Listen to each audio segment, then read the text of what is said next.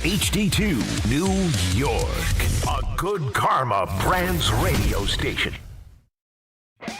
Michael K is on the radio today, and he ain't afraid to say what he's thinking. It's the Michael K Show on 880 ESPN Radio. And a good afternoon, everybody. This is indeed the Michael K Show. We thank you for joining us on this Thursday. It's October 23rd, 2025. Michael K and you for two, the fastest 2 hours in sports talk radio from 1 to 3, leading right into Don, Hahn, and Rosenberg. Now, the intent was to lead the show talking about the Knicks' victory over the Cavaliers. They used 11 players. They played well. They held off a spirited comeback by the Cavs, but they ended up winning that game. It's a good thing because the Cavaliers are going to be the team that battles them for the Eastern Conference. But the Knicks had gone 0-4 against the Cavaliers last year. They had not beaten them in 2 years, so they beat them in the first game of the season. All things, all good. But it's a long season, 81 games to go. But it does show you that they are going to use a lot of people on that bench. And again, 11 deep yesterday. And that's what we were sold about Mike Brown rather than Tom Thibodeau, because Thibodeau kept it short. Usually seven men, maybe 8 men at most, but 11 yesterday. But we're going to shift gears. I'm going to go to this gambling story that is breaking, and it's potentially huge because the one thing that fans need in a sport is they need trust. They need to know that everything is on the up and up. So 2 days into the NBA season, and this story breaks today, and it has far-reaching ramifications, and it involves some pretty big names. So let me give it to you quickly in case you have not heard it. I know that Bart and Carlin were talking about it as well. Hall of Fame player, current Trailblazers coach Chauncey Billups, Miami Heat guard Terry Rozier, and Damon Jones, a former player who was a teammate of LeBron James and was once his personal shooting coach, were all charged in this far-reaching, sweeping federal indictment of illegal gambling charges. It was unsealed today, which resulted in the arrest of Billups, the arrest of Rozier as well. And the FBI Director Kash Patel said at a federal courthouse in Brooklyn today, quote, "This is the insider trading saga for the NBA." So we'll break it down for you quickly. Billups was indicted for his alleged participation, this is a story in The Athletic right now, in a wide-ranging, years-long scheme to defraud card players in poker games that was said to involve numerous members of the Bonanno, Gambino, Lucchese, and Genovese crime families in New York. Now, Rozier is charged for allegedly taking himself out of a game on purpose in 2023 so a co-conspirator could place a bet and win. These charges stem from the ongoing investigation that produced a guilty plea and a subsequent lifetime ban from basketball for former Raptors player Jonte Porter. Porter bet on NBA games, manipulated his own performance so that co-conspirators could win money on prop bets. So Porter did plead guilty in July of last year to one felony count of conspiracy to commit wire fraud. Now, Billups and Rozier were placed on leave by the NBA. Now, Jones, this is interesting, was charged in both cases, the poker case and also the manipulating a line case. Jones, a former teammate of LeBron James with the Heat. James brought Jones to Cleveland, first as his personal shooting coach, and he was later promoted to an assistant coach with Cleveland, and then he joined James with the Lakers. Jones was not formally employed by the Lakers, but was around the team often and was allowed to fly to away games on the team plane. So Jones, according to the indictment, said that Jones used his relationship with that player probably LeBron, and the team to gain information, and he then sold the information to professional gamblers. Now, LeBron has said that he had no idea that this was going on, but according to prosecutors, Jones found out on the morning of February 9, 2023, that player 3, which is obviously LeBron, would not play in the Lakers game against the Bucks that night, and told an unnamed co-conspirator to place a big bet on the Bucks because he was out. Now, that player, supposedly, allegedly LeBron, had not been named on the team's injury report yet, but would miss the game and James did, in fact, not play in that game. So it goes on and on and on. And it comes down to this. If fans lose trust in the legitimate outcome of a game, then we have big problems. We have huge, huge problems. That's all there is to it. Because the one thing that you have to have is you have to have trust that the games are real, that the games are, in fact, real. Now, I know the knee-jerk reaction in all of this. And so I'll say right up front that there's a betting site that is a major sponsor for this show, and there are betting sites that are major sponsors throughout the station's shows as well. And, ESPN, this is an ESPN New York station, actually owns a betting app, ESPN Bet. So this seems to be the jumping off point where everybody's going to say, well, see, you get in bed with betting sites. The leagues are in bed with betting sites. Of course, this is going to happen. So, listen, you're more than welcome to call in and debate me on this, 1-800-919-3776. I want to know the connection because as far as I know, the Black Sox scandal, there were no betting apps. There were no betting apps. People that are going to gamble are going to gamble. Bad people are going to do bad things. The betting apps, what they do is that they involve people of smaller betting. These are not the guys that are betting in the poker games that Chauncey Billups allegedly set up with the crime families. And these poker games were allegedly rigged. So Billups would find somebody that has a lot of money to blow, and he'd bring them to these poker games, and then these poker games with supposedly different shuffling decks and electronic equipment, those games were allegedly rigged. But we're not even talking about that. We're talking about the gambling aspect of it in terms of betting on sports. Tell me how, other than the fact that it's so closely regulated, and I believe that gambling is legal in 38 states in this country, the fact that there are betting sites, the fact that there are apps, they're closely watched. Every single betting pattern is watched. I can almost assure you, that the reason that these people are caught is that you could see the discrepancy in the bets. Why is there $200,000 being put on player A to not hit the over in terms of points? Why is that? Let's take a look into that. And that's exactly what the apps do. Now, once you're going to get in bed with gambling, gambling is going to become prevalent. It's going to become prevalent. But gambling was prevalent before these apps, before gambling was legal, before there was any kind of oversight to the extent that they can monitor every single bet that's made. And if there is a big amount of money that's put on a certain bet, a prop bet, boom, the red light goes on, and that's removed, and they investigate. And I'm sure the FBI had access to these sites that take a look closely at exactly what's going on. So, again, I read all the stories in The Athletic on this, ESPN, and then you look at the comments underneath. Well, because of the betting app. Well, tell me how. Tell me how that promotes this. Tell me how that promotes this. You don't think that these people that want to get inside information would not have bet with illegal bookies, and maybe it would not have even come to light. So the whole thing doesn't make all that much sense to me in terms of the players that are involved. So let's take a look at Terry Rozier.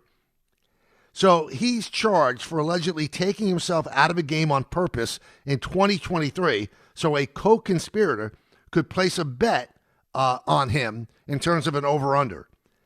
Here's what I don't understand.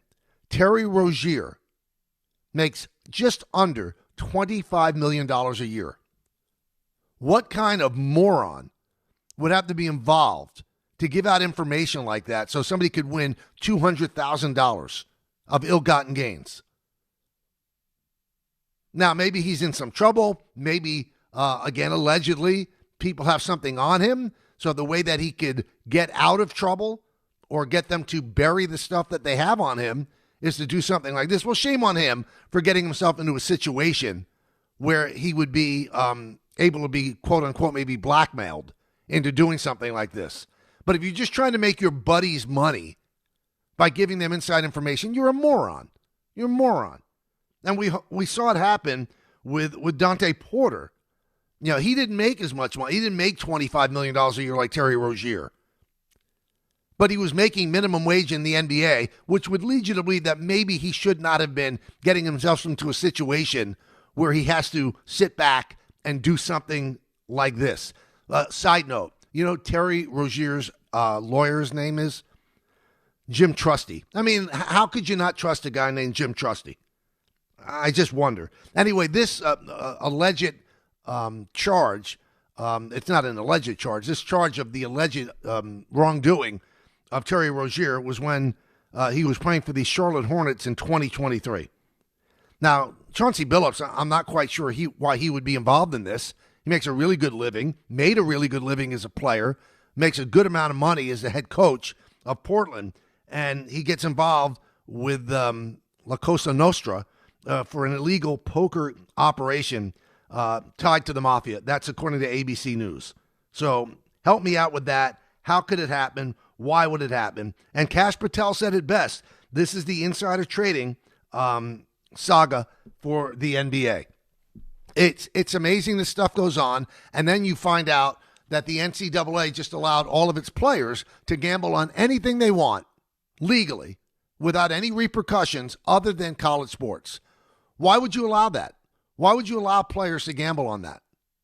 Why would you allow them to get into a situation where they could lose a lot of money by gambling legally or maybe illegally and then put themselves in a situation that it's held over their head and they do have to throw a game? And the fact that it's happening in the NBA, this is the eye-opener that people should really be paying attention to. If it's happening in the NBA, and it can happen to a guy like Terry Rozier, allegedly, who makes $25 million a year, don't you think that this runs rampant in college sports? Rampant. Now, I know NIL certainly pays them money that they never got paid before, at least over the table. Under the table, they got paid. But there are other players on teams. Not everybody is the kid from Utah that's going to make $8 million this year in NIL. There are other players that can impact a game, that can impact an over-under prop, that don't get paid squat.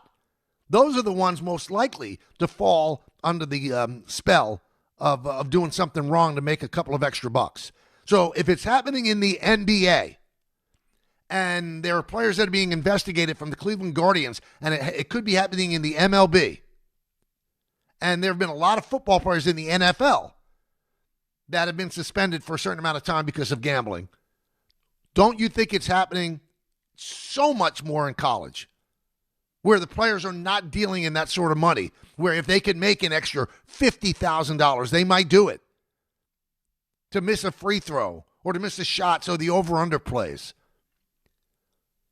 But again, I want to zero in on this one thing, and you might not agree with me, and a lot of people probably don't. You can't blame it on the apps. Gambling's been going on forever. The Tim Donaghy situation with the NBA ref, that didn't involve apps. That involved illegal gambling. Now, is it a bad optic that these leagues where the players are getting into trouble for gambling are in bed with the gambling sites? Yeah, it's a bad optic, but I don't think that one leads to the other. One doesn't make them do something. Because an arena has a FanDuel sponsorship. Oh, then allegedly Terry Rozier said, I guess there's gambling going on. I guess I could throw a game or maybe take myself out of a game early so my over-under doesn't hit. Think about that. Think how ridiculous that is. How is there a direct correlation to what these idiot players are doing and the fact that there are gambling apps involved with sports and involved with sports radio and involved with everything on TV? You look at all the ads on NFL games and on the World Series that starts tomorrow and on the NBA games that we saw yesterday and on Tuesday. How does that impact this? Because the small-time bettors that are betting on an app, right, they are not the guys that are getting a hold, allegedly, of a Terry Rozier and saying, listen, we'd like you to take yourself out of a game so you don't hit the over on your over-under in points. Be serious. Now, gambling is more prevalent in this country because it's legal. It never used to be legal except in Vegas. I mean, sports gambling. but it was always going on. That's why I laugh with the NIL stuff. Everybody's outraged over the NIL stuff. The NIL stuff is just making legal what has been going on for years. It's just magnified how much money players can get. And I think the teams that are most upset about it, and the coaches that are most upset about what's going on here, is this. They used to excel at giving it under the table. And then there were the coaches that were actually legal about it, and they were at a disadvantage. Now, NIL, everybody essentially is legal cheating. There's no more under the table. You can give a player $8 million to go play for 1 year for your college team. Think about that. So many layers here. And the sports have to be cleaned up. And I love the fact that Rozier's agent or lawyer, Mr. Trusty, said, the NBA investigated this and they didn't find anything. Well, the FBI is a little bit stronger than the NBA. And do you really think the NBA, and I'm not casting any aspersions, do you really think they want to find this stuff going on where big-time players are implicated and then found guilty, and then all of a sudden your trust in the outcome of a game is no longer at the top of the trust tree? Think about that. But we're going to tie this to the apps. We're going to tie this to the legalized gambling. Gambling's been going on for centuries. And everybody's trying to get an edge. Everybody wants inside information. It goes on Wall Street. That's why insider trading happens. People do not want to gamble without getting as much information as they can. And if you could actually fix it, they're going to try to do that too. 1-800-919-3776.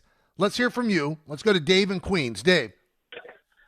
Michael, thanks. I'll get to the point, but Trusty, right? That's funny. But look at Otani's boy's name. iPay. Madoff's name was Madoff with the money, Madoff, right? And it writes the guy itself, was replaced. Dave. It writes itself. Yeah, writes itself. And the guy was replacing Mr. Big Shot Chauncey tonight. His coach is Tiago Splitter, like split the deck, split the cards, in poker. Split tens. Yeah, split the tens. Split, you know what I mean? But yeah, so Mike, I don't have any of those phone stuff.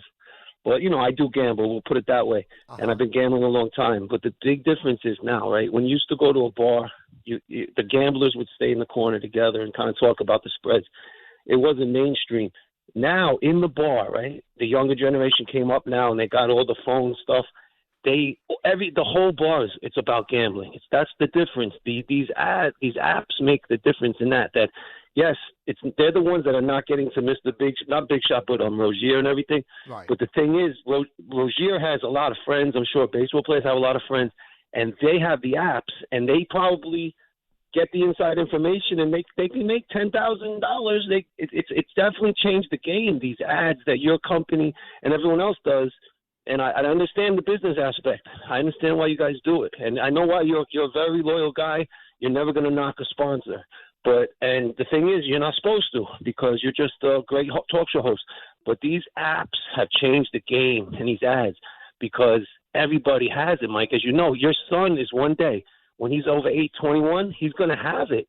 And he's going to have it. I mean, I can't speak to the future, but they all, unless he's very rare, they're all going to bet these games. And in the World Cup in 2040, I bet you Charlie might have action on it because of an app. You know what I mean? Well, I hear what you're saying. It makes gambling more prevalent. I'm not saying that it doesn't, but it doesn't make this stuff happen because the people that are using the apps, for the most part, are not getting a hold of Terry Rozier to throw this. They're just not. But you're right. It makes it more prevalent. But it's not the app's fault. It's the fact that gambling became legal in 38 states. The courts overturned it. Because for years, the commissioner said they didn't want anything to do with gambling. Now, I don't know if that was being true or not, but they said they didn't want anything to do with it. But once it became legal, and I wouldn't accept a sponsor that I felt dirty with. The fact that the apps are legal and gambling is legal, people are big boys. I mean, we take beer ads, right? And there's a lot of people with alcohol problems. It's an individual choice. If you don't think you can afford it, you shouldn't do it. But what I'm saying is that what came down today, I don't think it has anything to do with apps. I think that the apps actually police this better because we can monitor the amount of bets that are going on a small prop bet that maybe wouldn't have been noticeable if it was all under the table. Henry in South Carolina. Henry. I got super defensive of you, Michael, listening to that last caller. I'm shocked that you kept your cool, to be honest with you, because if anybody were to, use my son as part of their point, I'd be a little bit upset. I think that that is such a simplistic way of breaking this down. Clearly, this has nothing to do with a DraftKings or a FanDuel or any of the – look, there's ads everywhere. Is it irritating? Sure. And there's a conversation to be had with the proliferation of legal gambling and the addictions therein with people like us down here, the fans, who are doing these small bets which can amount to a lot of bigger things for us over here. That's one conversation to have. Right. But this is a very big sort of conspiracy gambling story, and I think breaking it down into thinking that it has anything to do with the apps is absolutely ridiculous. But Henry, if you're listening today, and if you see the fans' comments, they want to implicate it. Well, that's because the leagues are in bed with the gambling sites, as if gambling didn't take place. It's like the old line in Casablanca. Gambling in this establishment, I'm shocked. There's gambling forever. Games were fixed. The Boston College situation all those years ago. Games were fixed. A World Series was fixed. There was no FanDuel. There was no Bet365. Bad people are going to find ways to do bad things and to try to get an edge. That's just the way the world works.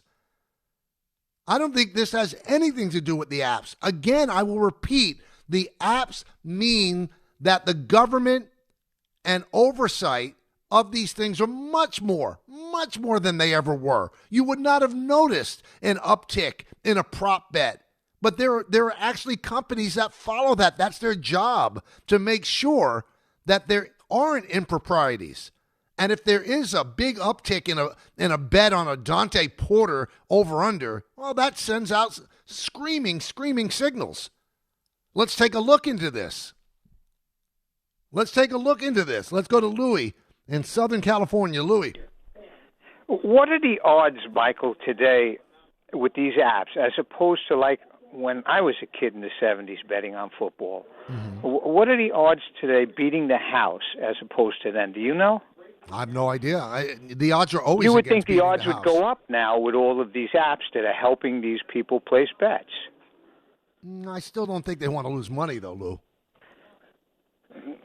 No, the house is never going to lose money. They wouldn't be there. Right. But you understand what I'm saying? The odds got to be better for the gambler now than the old days. I think they're probably the same, Louis. Well, all of this talk about what the apps do, and we do it with the reads on the show. I mean, they press parlays and things like that. Parlays lower your odds of winning. In all the years betting on football, I won one parlay. Parlays are tough because it's tough, Louis, to win one bet. Now you're going to win two, possibly three.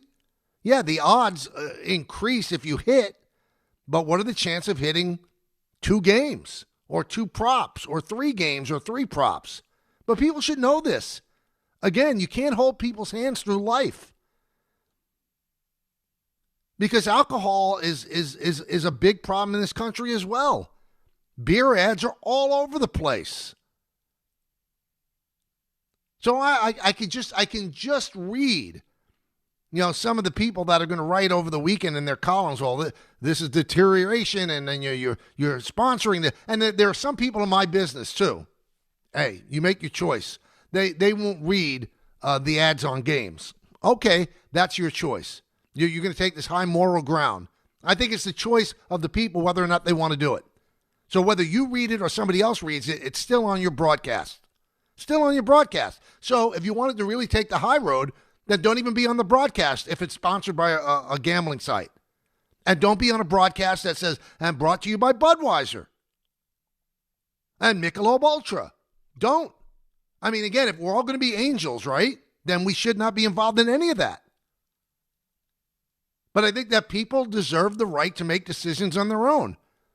You're not holding somebody hostage to make a bet if you read an ad for FanDuel or Bet365 or DraftKings. You're not forcing them to bet. It's an individual's decision whether or not to bet or not.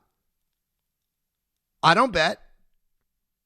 I have this stuff in front of me all the time. I watch sports all the time. Every single commercial is about a bet. I don't bet. It's my choice not to. I work really hard for my money. I'm not going to give it away. And there's nothing that I'm going to make betting on an app that's going to change my life. There's nothing. But for some people, they do it for fun. They do it to heighten the enjoyment of the game.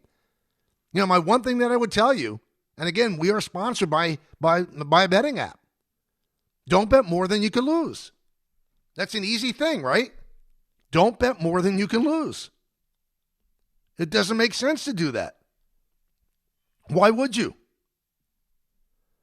All right, we're going to shift to the NFL with Dan Orlovsky in just a moment. We'll continue to talk about this if it interests you as well. Hey, shop new fall offers at Bay Ridge Mazda. Lease the 2025 Mazda CX-30S for as low as $199 per month, or finance for 2.9% APR for 36 months, or the 2025 Mazda CX-5S for as low as $229 per month, or finance for 2.9% APR for 36 months. Plus, enjoy 1 year of complimentary Bay Ridge Plus benefits like ding and dent coverage, key replacement, windshield protection, and roadside assistance. Visit them in Brooklyn or online at BayRidgeMazda.com. Bay Ridge Mazda, where confidence comes standard. See dealer for details. If you've been injured on a construction site, then you need a lawyer who knows New York's unique labor laws. At the Parisman Firm, they have decades of experience handling construction accident cases and a proven track record of delivering huge results. Their team has already recovered nearly $1 billion for hardworking New Yorkers. From scaffold accidents to slip and falls and equipment failures, they've got your back. Call the Parisman Firm now at 718-WORKERS. That's right, 718-WORKERS, because your case is their cause. Get the justice you deserve today. Listen up.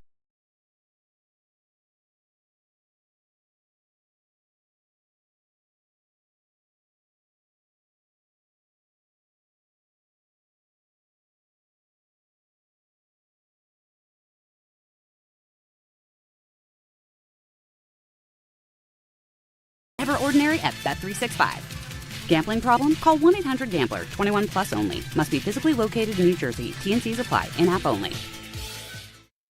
Join Optimum and Lifetime for a star-powered event October 25th from noon to 2 at the Riverdale Crossing Optimum store in the Bronx. Meet Taye Diggs, actor, executive producer, and star of Lifetime's Terry McMillan presents His, Hers, and Ours. You know so much about who you are. But do you know what makes your body your body? With over 100 lab tests and insights, Function can help you know the truth. Because you know you're made of grit, wit, and a good heart. But just how healthy is that heart?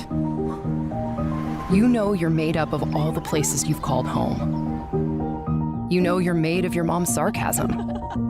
And now you can find out if you have her thyroid too. You know you're made of college all-nighters and 30s early-nighters. But those still don't explain your sleep issues. You know that you're made up of good meals with even better conversation.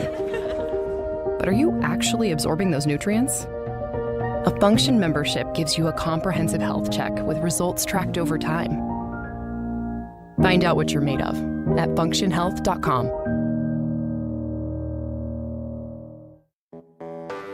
When you're hiring, have you ever felt like you're missing out on meeting truly great candidates for your roles? It seems impossible to find them, but they have to be out there somewhere, right? Well, they're not hard to find when you know where to go, and that place is ZipRecruiter. And right now, you can try ZipRecruiter for free at ZipRecruiter.com/ESPN. ZipRecruiter helps 10 million people with their job search every day. And because these people are actively looking for jobs just like yours, it's easy to find the right person right away. In fact, 4 out of 5 employers who post on ZipRecruiter get a quality candidate within the first day. But if you're not using ZipRecruiter, you're missing out. So see what it's like when the impossible is easy. When you go to ZipRecruiter.com/ESPN right now to try ZipRecruiter for free. Once again, that's ZipRecruiter.com/ESPN. ZipRecruiter.com/ESPN. Never miss out on great candidates with ZipRecruiter. There are a lot of reasons why people buy at Ramsey Mazda. It's their selection, it's their customer service, and it's their savings. Lease a new 2025 Mazda CX-5 2.5 S Select for $229 for 36 months. Start shopping now at RamseyMazda.com. Choose wisely. Choose Ramsey Mazda. Call 833-853-2970 for details. VIN S0595731. MSRP $31,915. Zero security deposit. Ends 10/31/25.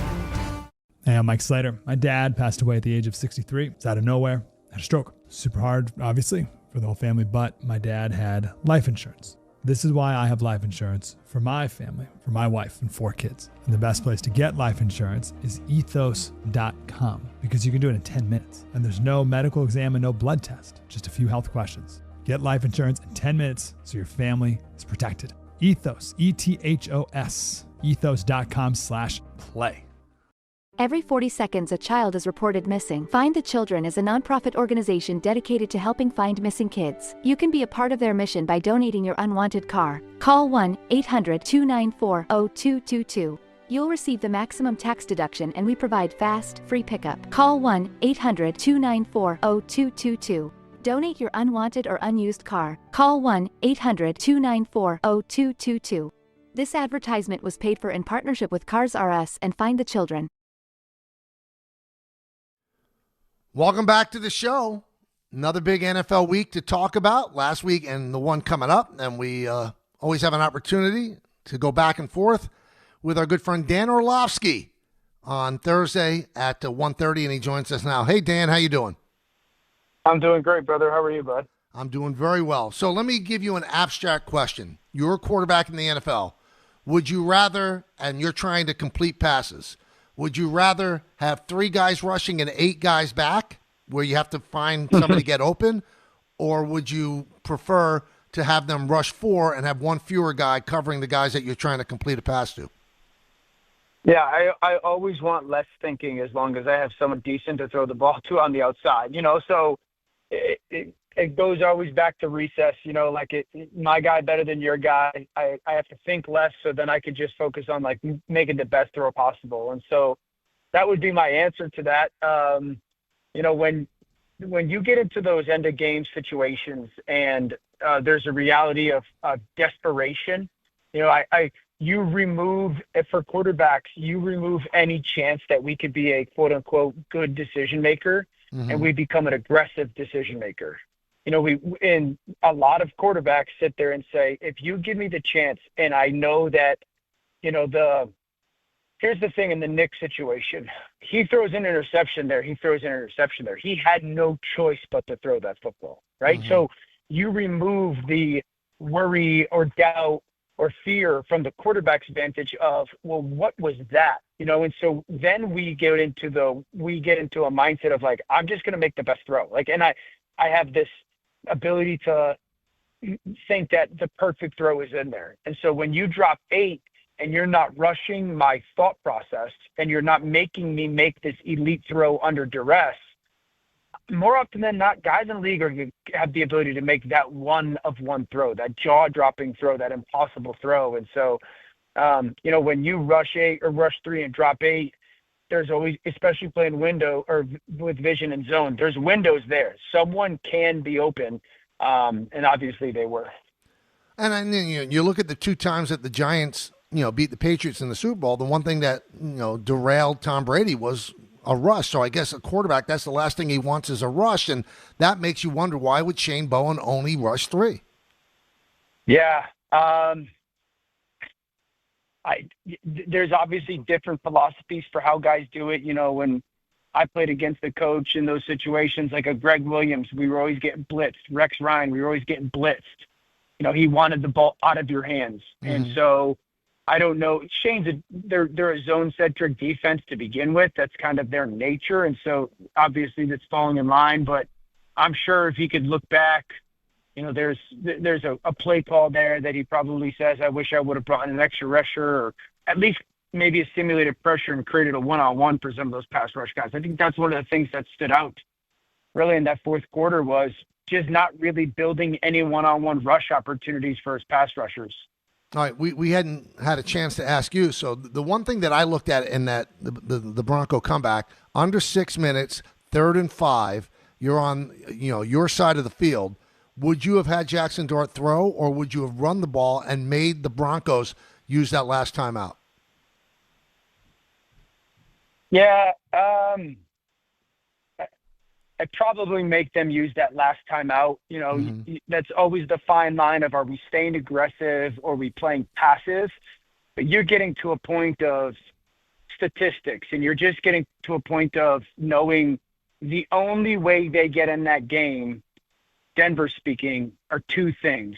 One, a turnover, or two, the clock is getting extended.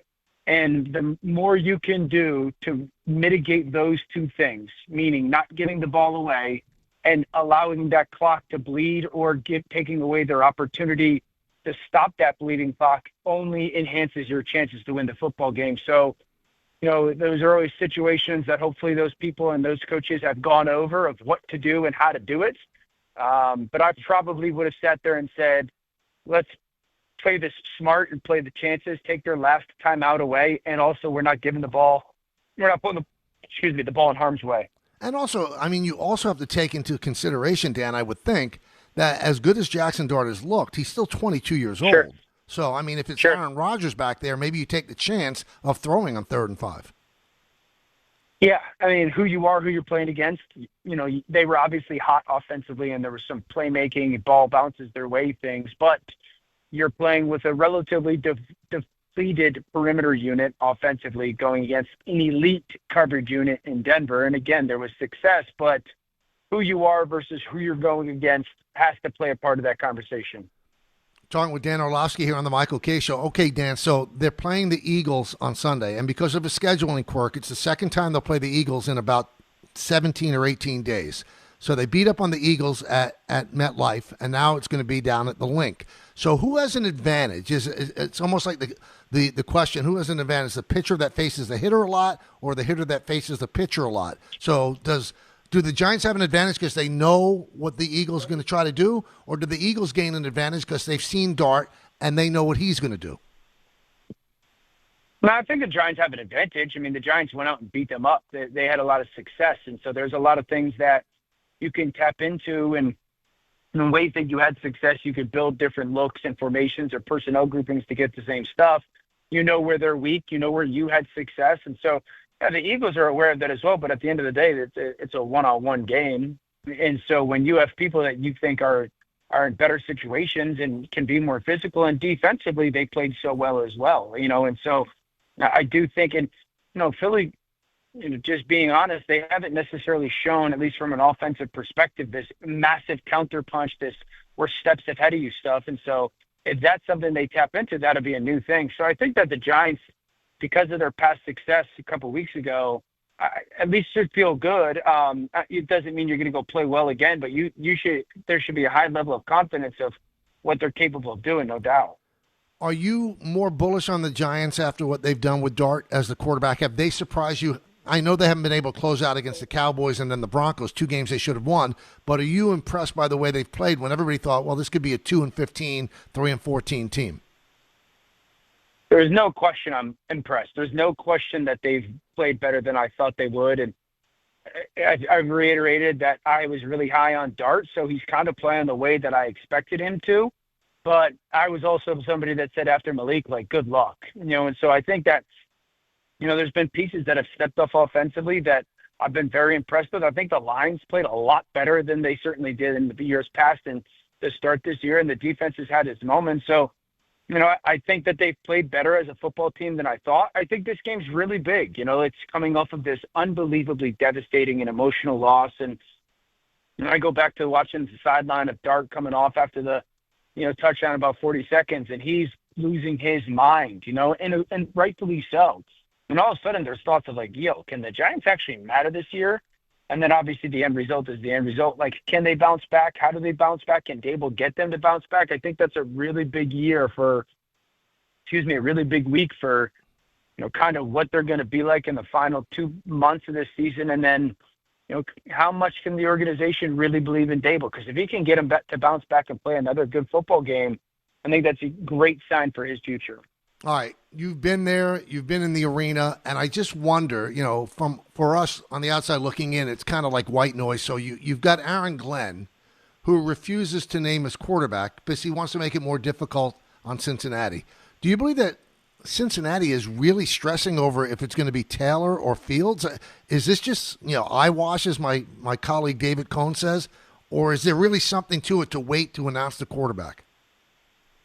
Oh, no, for this team, there's definitely something to it. I mean, just put yourself in the Bengals' shoes, right? If you're the Bengals and you're their defensive coaches and Justin Fields is the starting quarterback, number one, and I've had defensive coaches say this to me, so I'm not making this up for everybody listening. Mm-hmm. You're treating Justin Fields like a running back in many ways. And so your whole game plan this week is stressing that because he is ridiculous as running the football. So your whole game plan is built upon spending time and effort and energy. How are we going to handle him in the pocket? How are we going to handle him as a runner? How do we want to, in scramble drills, defend that? And then there's the quarterback run game. So you're spending all of this time preparing for this style of quarterback if it's Justin. And then if it's not, and if it's Tyrod, you're spending so much more in pass game concepts. You're spending so much more on how you want to rush him. You're spending so much more on what coverages you want to play in certain situation of football, while also being aware that, hey, if Justin comes in, this would be our plan. So for this team, because the quarterbacks are so stylistically different, no, there's a massive difference, and I would agree with Aaron's kind of way he's handling that. Do you believe that there's any chance that Aaron Glenn starts Fields again? 0% chance. He's impossible to go play Justin Fields.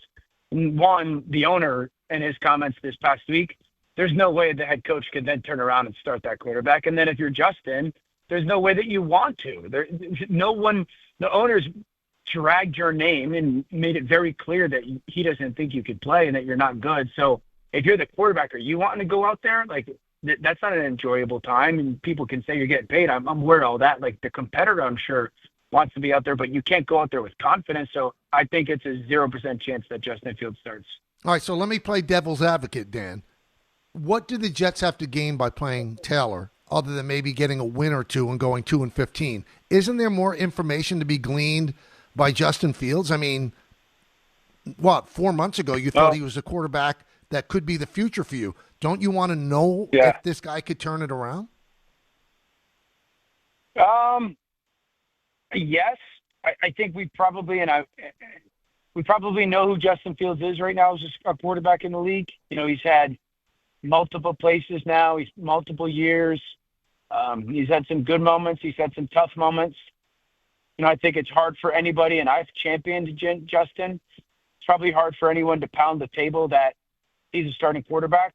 It's probably hard to sit here and justify that you're going to just totally, in the next 10 weeks, completely change the way you've played and the player that you are. And even if you do, are you really then going to look at that 10-week of body of work and have no doubt about it? And so I think it's very clear that the Jets' first pick next year is going to be a quarterback, or they're going to throw a ton of money at a free agent. Like, it can't be Daniel Jones, but I don't know who else is the free agent next year. So I think we have a pretty decent understanding of who Justin Fields is. And so I understand, okay, who Tyrod is, but this is a place right now that's just trying to find a way to get a win to quiet the noise and maybe, make sure that a firing of the head coach isn't necessarily something that becomes a larger talking point as the season goes on.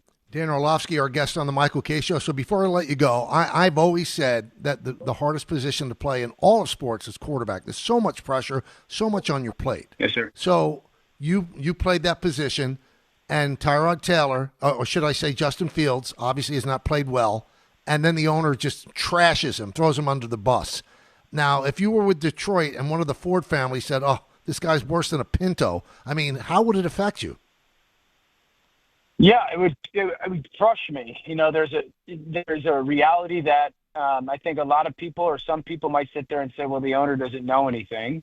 And that's not directed at Mr. Johnson. I think that's in general. Mm-hmm. And then there's people who go like, well, if he thinks that way, do other people in the building think that way? Did he hear that from somebody else? And I don't want to be here anymore. I don't want to play. I'm a laughing stock. The owners said, I can't play anymore. So yeah, you're just deflated, and you're defeated, you're deflated. You don't think a lot of people believe in you in the building. And I'm not protecting Justin here. He hasn't played well enough to warrant that, but I've never heard of an owner talk like that. And I don't think as a player, it's hard to go out there and then go play, given the fan base and kind of the failures. Good stuff, Dan. Thank you so much for coming on as always. You got it, bud. I'll talk to you soon. All right. That's Dan Orlovsky, our colleague at ESPN, NFL analyst, does a great job with that. So some interesting things that he had to say about the 3-man rush, 8 men back, and also the Jet decision. He said there's 0% chance he thinks that Justin Fields will start, which would make you wonder then why is Aaron Glenn playing this game? Because if Dan Orlovsky feels that, and I kind of feel that as well, don't you think the Bengals kind of think that too? I guess they have to prepare. Maybe there'll be some packages that they could use Fields with. 1-800-919-3776. Time for the co-host to chime in. Chris Simms joins us at 2, but I want to talk to you next, right here on the K Show on ESPN New York. This is an ad by BetterHelp. BetterHelp therapists have helped over 5 million people worldwide on their mental health journeys. That's millions of stories, millions of journeys. And behind every one is a therapist who showed up, listened, and helped someone take a step forward. Moments in therapy, like the right question, a safe space to cry, or a small win, can change lives. With over 30,000 therapists, BetterHelp is the world's largest online therapy platform, having served over 5 million people globally, and it works. With an average rating of 4.9 out of 5 for a live session based on over 1.7 million client reviews. This World Mental Health Day, we're celebrating the therapists who've helped millions of people take a step forward. If you're ready to find the right therapist for you, BetterHelp can help you start that journey. Our listeners get 10% off their first month. Just call pound 250 and say the keyword timeout. That's keyword timeout after calling pound 250. Are you ready to make a difference for the environment while helping the visually impaired at the same time? Then donate your vehicle to Heritage for the Blind today by calling 1-800-983-6530. Every donated vehicle will either be properly recycled in an eco-friendly manner or given a new life through reuse. Donating your vehicle is easy. Simply call 1-800-983-6530 and Heritage for the Blind will do the rest. They'll even arrange for your vehicle to be picked up at no cost to you. And for a limited time, when you donate your car, you'll receive a $200 restaurant voucher and a 2-night, 3-day hotel stay at one of 50 locations. Call 1-800-983-6530 right now to schedule your vehicle donation and make a positive impact on the environment while helping others. Heritage for the Blind, where every car donation counts and every person makes a difference. Call 1-800-983-6530 now. This advertisement is paid for by Heritage for the Blind. The Association on Aging in New York is celebrating the 60th anniversary of the Older Americans Act, which funds vital programs for millions of older adults. Services include meals, transportation, home care, Medicare counseling, case management, and caregiver support. Today, people are uncertain whether some programs remain available. We can help. To learn more about these essential programs and how to keep them, visit our website at agingny.org. Sponsored by the Association on Aging in New York.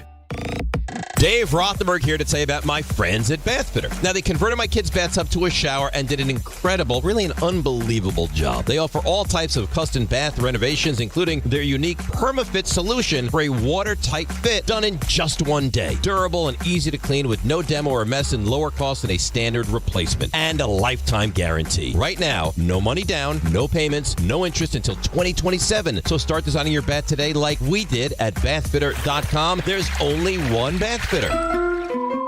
Is college even worth it these days? At Empire State University, it actually is. They are SUNY's leading online university. Flexible, affordable, and built for real life. With more than 120 degree programs, you can study what matters most to you. And students agree, they're ranked #1 in student satisfaction among SUNY schools. Whether you are finishing what you started or starting fresh, your goals are within reach. See for yourself. Visit SUNYempire.edu before the next term begins. Individuals and businesses with tax problems, listen carefully. Do you feel like you're losing control of your finances? If you owe over $10,000 in back taxes or have unfiled tax returns, we can help you take back control. The IRS is the largest and most aggressive collection agency in the world, and they can seize your bank accounts, garnish your paycheck, close your business, and file criminal charges. Take control of your tax problem now by calling the experts at U.S. Tax Shield and take advantage of the Fresh Start program and new laws that may allow us to negotiate a settlement for the lowest amount possible. Our team of tax attorneys and enrolled agents can stop collections and get you protected so you can take control of your financial future. U.S. Tax Shield offers a price protection guaranteed quote to get you protected today. U.S. Tax Shield is A+ rated with the Better Business Bureau, so call now. 800-687-5192. That's 800-687-5192. U.S. Tax Shield. 800-687-5192. In the city that never sleeps and never stops talking sports, ESPN New York is always on. Now you can live and breathe everything New York sports wherever you are. On your radio dial, on the ESPN New York app, and streaming live on YouTube. However you watch or listen, ESPN New York is always on for you. Hear us, stream us, watch us. This is ESPN New York.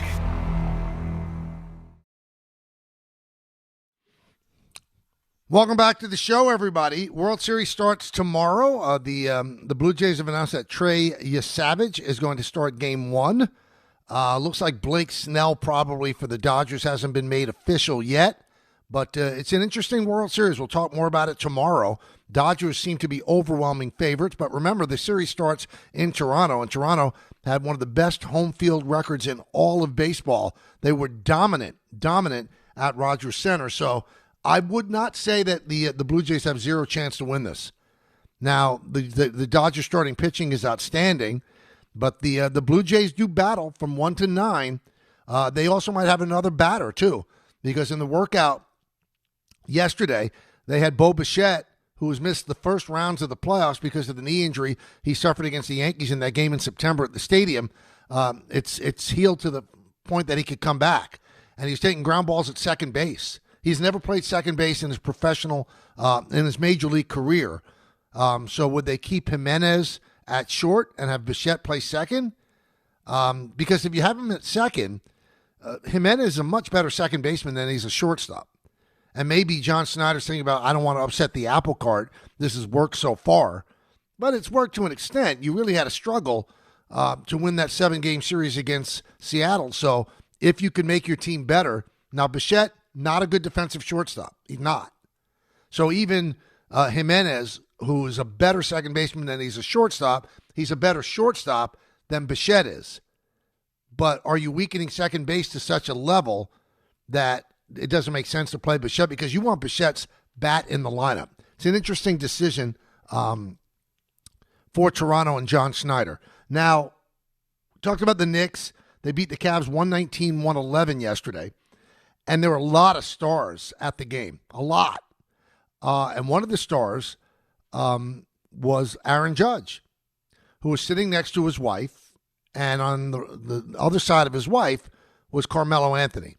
And all I could think about, you got Aaron Judge sitting in the first row of the Garden. So those seats behind Aaron Judge, they're about $5,000.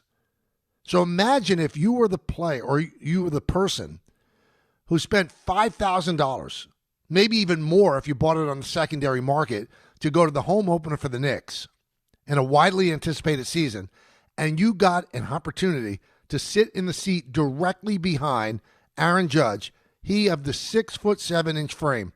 I mean, can you imagine? You're probably thrilled that you're that close to Aaron Judge, but there's no way you see the whole court. There's no way. And I'm sure that people have gone through that with Patrick Ewing sitting on Celebrity Row and things like that. But I think you'd rather sit behind Ben Stiller, who I think, tops out at like 5'8", or Kevin Bacon. But instead, or even Spike Lee, who's also not the tallest man in the world. Instead, you got to sit behind Aaron Judge. But the Knicks did win, so you saw enough of the game to know that the Knicks played 11 players which is unusual. It has been for the last 5 years with Thibodeau. But it's also unusual that, a lot of big-time players were hurt. Two guys, three guys on the Cavs, and then you've got no Josh Hart, no Mitchell Robinson, and it went back and forth whether or not Cat was going to play, and he ended up playing at 19 points, I think 11 rebounds, but he has a calf issue. So I think you're going to hear a lot about him being a game-time decision. There's going to be a lot of load management because Cavs take a long time, a long, long time. We're not going to spend that much time talking about the Nets for most of the year. I'm sorry. I know they're part of the network that I work for, and, the people seem nice enough. It's a great venue, Barclays Center, but they play a team that's also supposed to be bad this year, and they got absolutely waxed by the Hornets, 136-117. And I hit on this yesterday. They're giving away another year of their existence to lose on purpose. Think about it. They're giving away another year of their existence with no intention of contending. None. It's all about maneuvering for a draft spot. I find that hard to comprehend. I said it yesterday. There were some people that disagreed, and we never got a chance toward the end of the show to actually hear from the people that disagreed with me. I don't know how you could disagree. Let's say you're an 85-year-old Net fan. I don't know why an 85-year-old would be a Net fan. They haven't been around for so long that you could say, well, you've been that fan since you were a kid. But you're an 85-year-old Net fan. You don't have that many more years coming your way. Hopefully you do, but you probably don't. The odds would tell you don't. Oh, and the team pretty much says, yeah, we're not winning this year. 85 years old. You might not live to see another year. They've given away 2 seasons of the franchise's existence to not even try to win. I find that absolutely, absolutely unbelievable. Unbelievable. Let's go to Rich in Brooklyn. Rich. Hey, Michael, how are you? I'm good, Rich. How you doing? I'm all right. Michael, I don't like the idea last night at the Knicks game because I heard it on ESPN New York. I heard it on 1050. I'm totally blind. I listen most of the time on the radio. Right. All right? Most of the time. Mm-hmm. I don't like the idea of, first of all, they had Aaron Judge there, Cam Scatterbu there. All right? Donovan Mitchell was shaking Aaron Judge's hand. Right. All right? Because they said it. Because Pat O'Keefe said it. All right? And this is ridiculous. These players should not be there on their day off. Why? Michael, if they get hurt, if you're on the baseline with cameras, photographers, they thought Karl Anthony Towns messed up his ankle by a photographer. Rich, let me just ask you this question, and I'm going to take this off the reservation, okay? And I want you to consider this. So let's say the players on their day off didn't do that, and instead they were at their home and they had a raging orgy. Would that be better? Why do you have to have a raging orgy? But I mean, these people are human beings. I'm just saying that they could do something at home that could get them hurt. So you don't want them to go out. But, Michael, okay, I get it.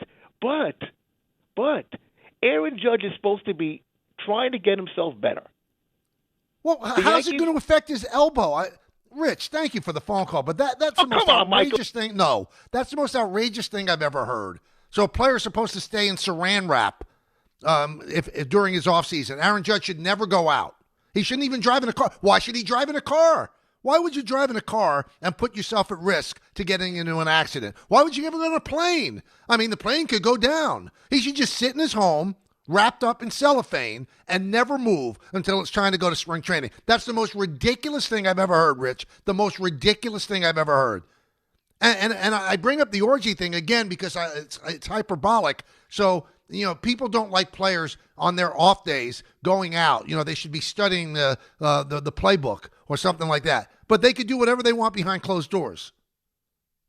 They could have an eyes wide shut party. That's cool, but you don't know about it.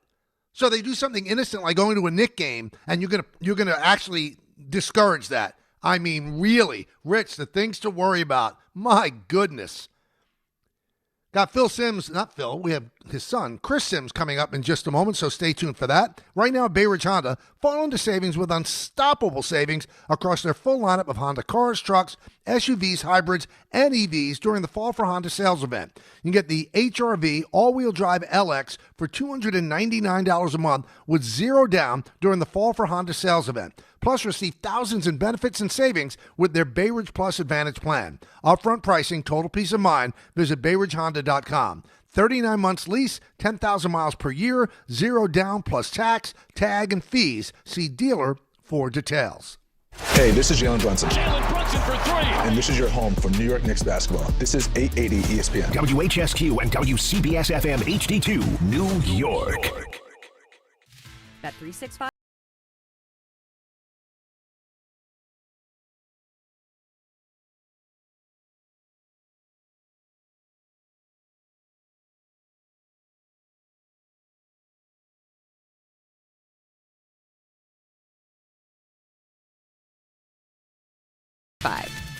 Gambling problem? Call 1-800-GAMBLER. 21 plus only. Must be physically located in New Jersey. T&Cs apply.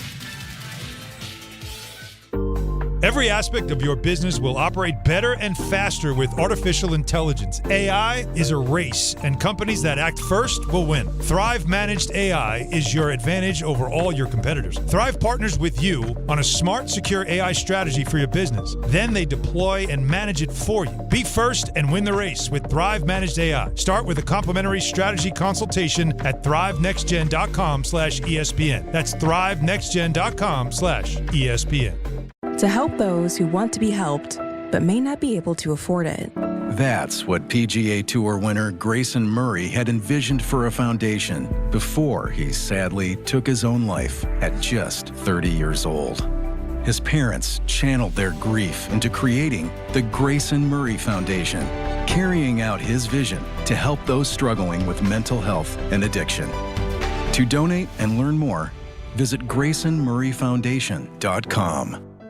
Health surprises can change your life in an instant. You've seen it happen to others, but it doesn't have to be your story. At Princeton Longevity Center, we customize actionable and proactive health plans to maximize your lifespan and take control of your health. Our Cancer Check program combines cutting-edge technology with top medical expertise to keep you ahead of potential risks. With advanced full-body imaging, genetic testing, and multi-cancer detection blood tests, we look for even the earliest signs of problems. Results are analyzed by expert physicians who craft a personalized plan to safeguard your future. You're not just a patient, you're a partner in your health journey, backed by a team committed to helping you live longer, healthier, and more vibrantly. Our programs have saved hundreds of lives and empowered countless others to take control of their health. Be proactive with your health for the ultimate peace of mind. Call 888-8000-PLC or visit PrincetonLongevityCenter.com.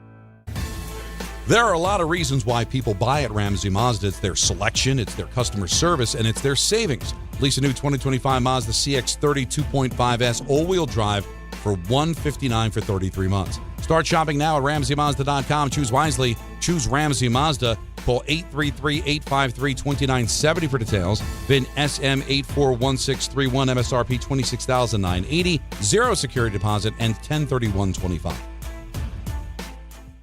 They say a full marathon is the ultimate test. For me, it's more than a race. It's a milestone I once thought impossible. Michelle Smallman here, and I'm running my very first marathon in New York City with the support of Gainbridge and Gainbridge Assists powered by Parity. Together, we're empowering girls and women through sports and education with grants to 32 organizations in 21 states. Every step I take is for the finish line and for the next generation chasing their dreams. Here's to 26.2 miles and a future with no limits. Out here, pets are always by your side, watching the herd, running fence lines, or asleep at your feet. Pets are some of our favorite customers. When you bring them along to Tractor Supply, we'll always have a treat waiting. And with our price match guarantee, you'll always get the best price on their favorite food, toys, treats they love, and pet meds to keep them healthy. Tractor Supply, for pets out here.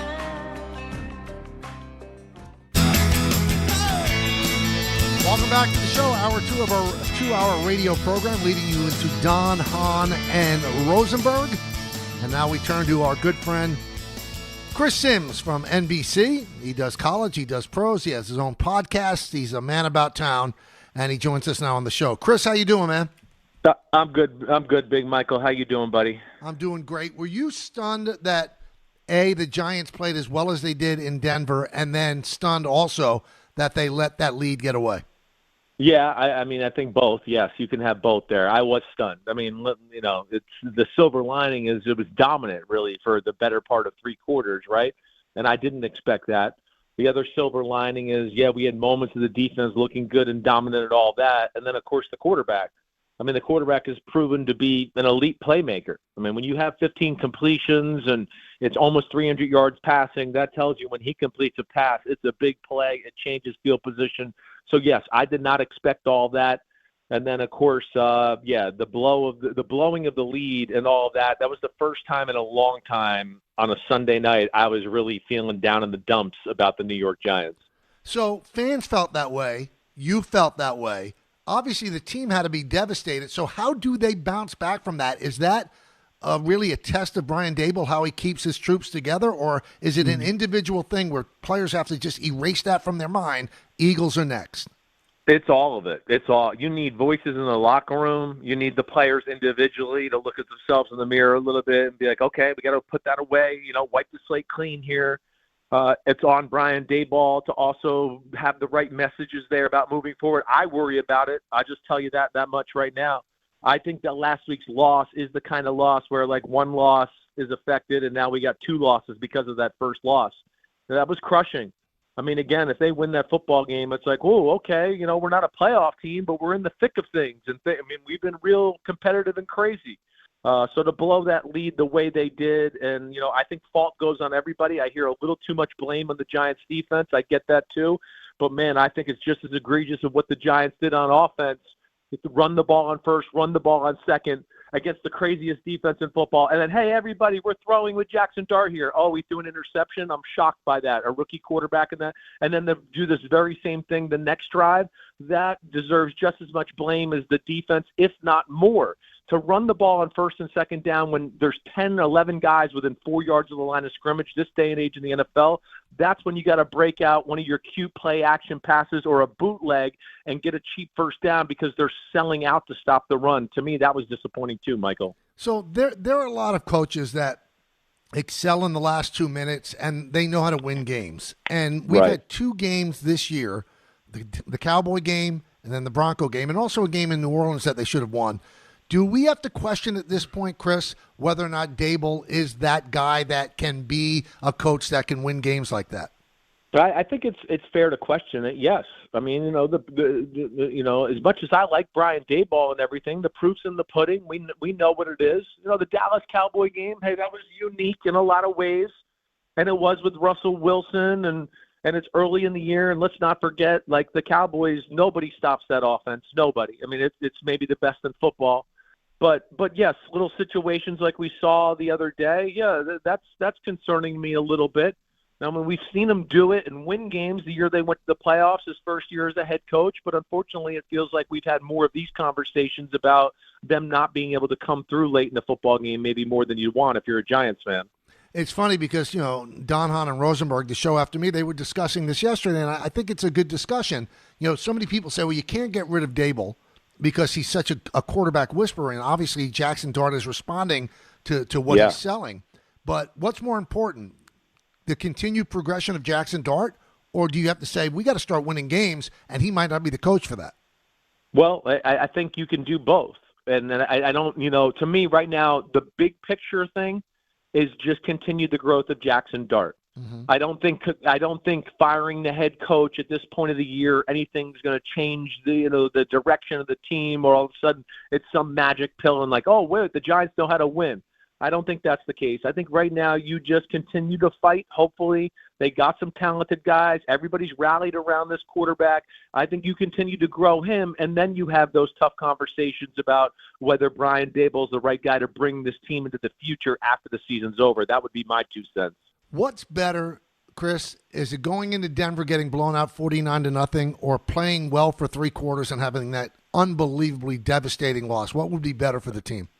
I know it's the big question, right? Mm-hmm. And in a lot of ways, sometimes I think you can emotionally get over the 49-0 loss easier, right? As a player, because it's just like, whoa, the emotions are over. It's the second, third quarter. The game's over. We didn't put our best effort in. They whooped our butt. All right, we got to go back to grinding on Monday and fix this. Where, yeah, when you lose a game like that, there's just so many what ifs, and it eats at you inside. I know I lost some bad games in my short NFL career to where, you'd get up on Wednesday or Thursday and you'd still be like, man, I can't believe we lost that effing game, right? Mm-hmm. And I think these are the harder ones to kind of put away for a coach and a player. Were you surprised, and we're talking with Chris Simms on his weekly segment on the show, were you surprised the reaction of Russell Wilson, whether you like him as a quarterback or not? He's supposedly a really, really good guy. Yes, and he right. reacted really angrily at something that Sean Payton said. And I knew what Sean Payton was going to say afterward. He said, well, that wasn't a knock on Russell Wilson. But Sean Payton is really a smart guy. So saying that you told John Mara, I hope you guys don't go to Dart before you play us, it's kind of a knock on Wilson. So do you understand both sides of what happened there? I do. I do understand that. I totally do. I was shocked to your point about Russell Wilson. We've never really seen him do that, which right. I kind of liked. Because Russell Wilson, I think, by most in the NFL, is viewed as a little bit as a robot. Yes, very nice, but he's a robot. He's just going to kind of be for lack of a better way to say it, a politician at the quarterback position, right? Mm-hmm. And that's why he hasn't translated into some locker rooms a lot of the times because of that as well. And anybody that knows anybody in the NFL or knows Sean Payton knows he can ramble a little bit, and he can talk and talk and talk, just like he did with Nathaniel Hackett and, Aaron Rodgers last year when he said, keep my coach's name out of your mouth and all that. So he can be like that. I don't know if I really feel like Sean Payton did it deliberately to knock Russell Wilson. I do think he just got talking, and he's impressed by this young quarterback, and he tried to show praise with him and all that and talk about the story with the owner. But, yes, like to your point, he's smart enough to realize what's going to be inferred after you say something like that, especially this day and age of social media. So, and I guess the other part of this too, Michael, is I'm not sure if I think he, like I said, I don't think he did it deliberately, but also Sean Payton's like one of the greatest outlaws in the history of the NFL. I mean, we know that, whether it's Bountygate, whether it's 2 weeks ago going, the tush push is the safest play in football. He's not afraid to stick it to people, stick it to the NFL, and I kind of appreciate that about him, but yeah, now he's got to answer questions about that. How much motivation do the Eagles have on Sunday to make up for that loss that they had to the Giants 17 days ago, and how did the Giants rebound from that devastating loss to do it again to the Eagles?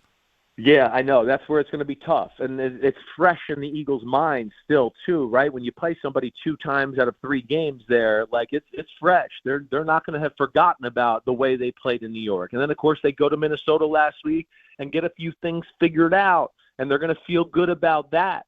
And then, yeah, like I told you before, I worry about the Giants not being able to emotionally get over last week. So 1 loss becomes 2 losses. The Giants in the first game took the approach on defense, especially of we're going to stop the run. We don't think Jalen Hurts can beat us. And they were right. But we know if he doesn't throw that interception close down there to the red zone, that game is going to be a nail-biter. I think this is the week Philadelphia gets their payback. They're at home. And I think they learned something last week where their offense is not going to be fixed. And I know everybody looks at it last week and goes, Jalen Hurts was amazing. Yeah, he was good, no doubt. And he throws a beautiful deep ball. But what they did on the offensive side of the ball, I still don't know if that's realistic to go, that's going to work. 4th down, let me buy time and throw the ball to A.J. Brown. They scored on the first drive last week and then really couldn't even put up more than 10 or 12 yards until late in the third quarter or halfway through the third quarter where he throws a bomb to Devontae Smith in a one-on-one situation. But I think the Giants got to pick their poison here, and they're going to try to stop Saquon Barkley, and I think they'll probably do the same thing. I just think it's dangerous in this one. And, yeah, I expect the Eagles to win. I picked them 31-17 this week, Michael. And the Giants, I believe, are 6.5-point underdogs in that game. All right, let's shift over to the other game, and that's the Jets and Cincinnati. Aaron Glenn still is not making his quarterback known. The owner completely destroyed Justin Fields, so I don't know how Aaron Glenn starts Justin Fields. Right. And I look at it this way, Chris, and a lot of people disagree with me. You know what you have in Taylor. I think there's a lot more questions that you could find out about Justin Fields if you continue to play him. Starting Taylor, what are you going to win, 1 or 2 games? But what's your thought? Well, I think what happens here, too, is there's just so much pressure on a winning football game now, right? Yeah. And I think we're maybe at a point here, Michael, and I'm not saying I'm right because I hear what you're saying, but I feel like I'm at a point now through 7 weeks of watching football to go, and all the other years combined to go, I know what Justin Fields is now. It's official. It wasn't the Bears offense. It's not that. It wasn't the Steelers offense. It's not that. It's just, as we've talked about in weeks past, it's just not enough of a high-quality passer and thrower for this day and age in the NFL. And I'm with you too, and I'm shocked. First off, I've never seen an owner kind of eviscerate a player, especially a quarterback, on his roster, right? That was amazing to me, and I want to be like, man, did Aaron Glenn not see that yet or get the memo? Like, I think the owner's kind of telling you who should play quarterback.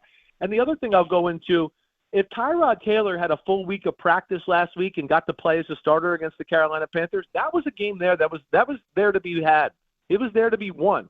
The few throws and mistakes that Tyrod Taylor makes, I go, man, if he had a week of practice, he's going to hit that. It's just when you're a backup, you get limited reps.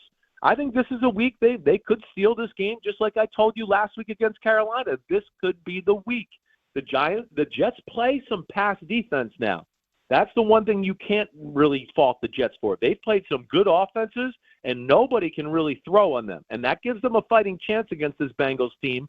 But you got to be able to throw the ball on the Cincinnati Bengals as well. And that's where I think Tyrod Taylor gives them the best chance. It's also funny, on the other side of the line is Joe Flacco. And, we talk to Steve Young every Monday. And Steve said, if you're an old quarterback and your arm is still there, you keep playing because it's all set up for you. He said that the only reason Peyton Manning retired, his arm went. Same thing with Drew Brees. Exactly. Do you agree that if you're an old quarterback but you can throw, you can actually succeed in this league? Definitely, without a doubt. I think what Steve is saying, the rules are set up for it, just like we're just talking about for the Jets. You're old and you can't even get hit anymore. Oh, a pinky fingernail hit him in the head, 15 yards. Great, perfect.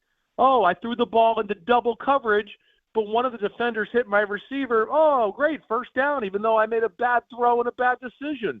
So, yes, it's still, this is where I get into it of, yes, some of the good teams in football are running the football now. We know that. But still, the big plays and yards to be had there and the way the league has swayed the rules for the offense, I do. And Flacco, Michael, is just, and I know you know this, he's one of those guys that I don't think people really realize how awesome he was in the prime of his career. Having been on the field against him a few times, first off, he's a huge human being. He moves somewhat well still for his age now, moved really well in his prime. And if you give him time, like you saw last week, he's unconscious in the pocket, and he'll be aggressive and throw lasers all over the field. And good for Joe. Joe's an awesome guy. I have it's hard not to root for him. Did you have on your bingo card that after 7 weeks, the Colts would have the best record in the NFL? No, and I don't know anybody that does. And if there is somebody out there, please introduce me to that person because I'd like to ask him a few more questions. But my line with the Colts all preseason, all in the spring was, this is a team that's got a lot of playoff caliber players and a playoff roster. I don't know if I had the guts to pick them to go to the playoffs, right? And I didn't ultimately. I certainly didn't see this. But you see, Shane Steichen is an offensive genius. I think I told you that pretty early on in the football season. Yep. He's right up there with the McVays and the Shanahans and the Andy Reids and whoever else you want to put in that group. He is special. And now that you see he's got a quarterback that can handle all of his creativity at the line of scrimmage in the huddle and all that mentally, wow, there's nothing you can look at on their offense and go, there's a flaw. The defense is where you look. They're a little bit bend, don't break. But, no, they're clearly playing the best team ball in football. And I think they'll probably be in the market for trading an elite defender when the trade deadline comes there because, yeah, Super Bowl is certainly in the realistic reality of the Indianapolis Colts. People were split. Daniel Jones couldn't play, whatever the case. But some people said, well, it's just a bad situation. Did you think he could be this good, though, Chris? Did this present itself to you that he could be this good? I don't know if I saw it to be this good. I think, you've heard me say, too, that the league, there's a disconnect between what the league thought of Daniel Jones and what the New York fans think, and most fans think of Daniel Jones. I thought he could come close to something like this. This is what everybody kind of viewed him as. Is if you give him a system and you give him some weapons, he's going to know how to utilize that system, and he's big and he's fast and he throws – he's very accurate in the 5 to 15 to 20 range, and that's where he's special. Listen, Michael, I'm the guy that a few years ago drove everybody crazy, and I said, wait, if you put Daniel Jones on the Eagles, it doesn't look any different. So I've been a believer in Daniel Jones, and I know how hard it was for him to play quarterback with the Giants, for everything on the outside circumstances. And then, of course, hey, yeah, you go play quarterback when somebody's in the backfield ready to rip your head off after a half a second every time you drop back to throw. And that's where I had a little bit of a soft spot in my heart for him there. I also have to give credit to Saquon Barkley. He always said, this guy's a really good quarterback. It's just a bad situation. He said that for years. I think a lot of people that were around him saw that. One, you've been around him. I mean, he's Cam Newton big. That the people don't realize what a specimen and an Adonis Daniel Jones is. It's 6'5", it's 245, and he's watching his weight. He can really run. Do you know other quarterbacks in football that have 80-yard runs in the league? I don't, other than Lamar Jackson and that. And then, of course, we know his brains and his ability to be accurate. And, yes, Saquon, of course, he realized it because he's going, wait, I'm awesome, and I can't get 4 yards on this damn team. So he understood that, and I think there was a lot of people in football that understood that, and I think there was a lot more teams than people realize trying to get Daniel Jones in the offseason to be a part of their football team. One thing I don't understand, Chris, is what's going on with Tua. The things that he's saying, the way that he's playing, is it confusing to you as well? Yes, it definitely. I don't understand what he's doing in front of the microphone. That should be the first thing. I mean, he has made a lot of mistakes and airing out their public laundry unnecessary at a time where I go, man, you're not playing that good to be doing that. Like, I don't know what you're talking about. Now, again, you're talking to a guy here that's never been real high on Tua, right? I mean, he's being paid like he's Josh Allen or Patrick Mahomes, and it's not even in the same stratosphere. They've ruined their organization because they love stars down there, and the stars keep screwing them over, and they haven't built a team. Oh, here, Jalen Ramsey, have all this money. Oh, Bradley Chubb, here, have this money. I call them star effers down there, okay, without saying the bad word here, and I'm going, yeah, now they're getting, effed back by their stars a little bit here. But it's very hard, and this is where I stick up for Mike McDaniel, Michael, is I go, wait, they've been a playoff caliber team. He's invented the most fun offense and the most exciting offense in football the last 4 years with a quarterback who can't throw the ball down the field. They don't want him to hold the ball in the pocket because he has a concussion problem, but we all expect it to work perfectly. And, so I never thought he's as talented as what maybe others did. And now the fact that they can't play defense and there's no Tyreek Hill out there and the windows are a little tighter to throw the football, I think you're seeing the flaws in Tua's game in a big way. Are we close to saying that the Ravens season is done? I mean, they're in last place. Yeah, I mean, this is a huge one this week. And I get the feeling, with no inside info, that Lamar Jackson's not playing this week. And if he's not playing this week, I would pick the Bears to win the game. Even if Lamar does play, I think the Bears have a chance to win the game. The Ravens' defense is pitiful. The Bears' offense is balanced and explosive and got weapons. But, yeah, I think this is a literally do-or-die game. If they don't win this one, then you basically have to run the table from here on out. And I'm shocked that they're favored by 6.5. And when I hear a limited on a Wednesday from a Lamar Jackson, limited means like he went out there and like went through the walkthrough and maybe just threw a few balls standing around. That doesn't sound like a guy that's going to be able to play on Sunday and run around and make the magic that he usually does. All right, in closing, I mean, you have opinions on all sports, and the big story today is what's happening in the NBA, the arrests that were made. Did that ever permeate any NFL locker room that you were in, that people were talking about betting or things like that, or was that like radioactive that you just wanted no part of being near it? Gosh, I mean, I feel like I was never on a team that was ever even like a part of the conversation in the locker room. Everybody knew not to be near that. Did we have a Tuesday night? Let's go play Texas Hold'em and poker against each other? Yeah, we did that when I was in Denver. Me and Brandon Stokely, Lamont Jordan, every Monday night. It was, let's go do that. But betting on games, I swear on anything, I don't remember any player ever talking about a spread of an NFL game my whole career. So, but it's a new era. And as you know, with the phone and all that, it's just so easy and accessible. And this is where, these leagues have got their work cut out for them with this stuff now. Oh, absolutely. Give me a plug on your podcast. Where can people get it? Well, you can get it anywhere you get podcasts, right? NBC Sports YouTube page if you want to watch me on there. We go live on YouTube on Mondays and Tuesdays.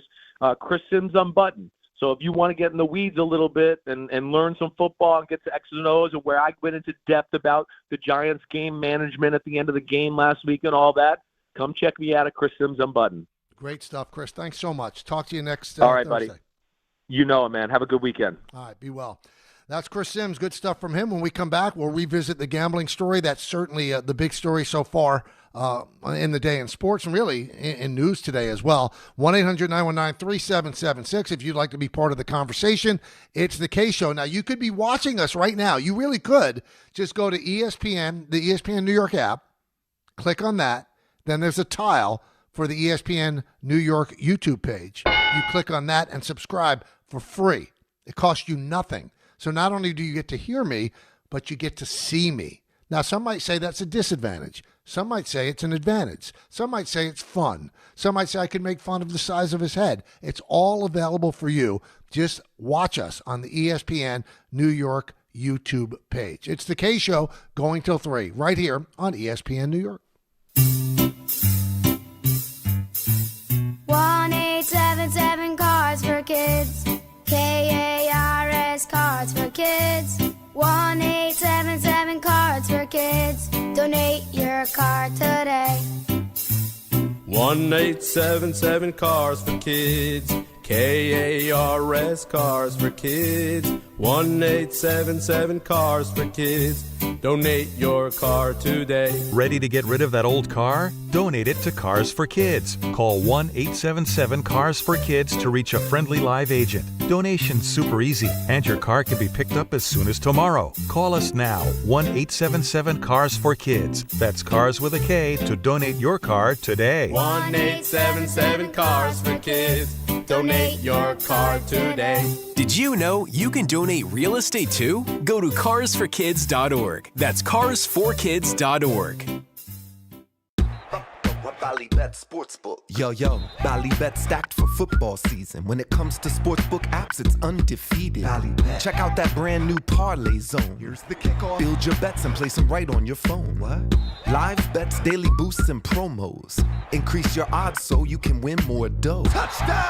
Ballybet's the play. Make game day more fun and download it today. Must be 21 plus, New York only. Gambling problem? Call 1-877-8-HOPE-NY. Ballybet Sportsbook and Casino. Download it. You know so much about who you are. But do you know what makes your body your body? With over 100 lab tests and insights, Function can help you know the truth. Because you know you're made of grit, wit, and a good heart. But just how healthy is that heart? You know you're made up of all the places you've called home. You know you're made of your mom's sarcasm. And now you can find out if you have her thyroid too. You know you're made of college all-nighters and 30s early-nighters, but those still don't explain your sleep issues. You know that you're made up of good meals with even better conversation. But are you actually absorbing those nutrients? A Function membership gives you a comprehensive health check with results tracked over time. Find out what you're made of at functionhealth.com.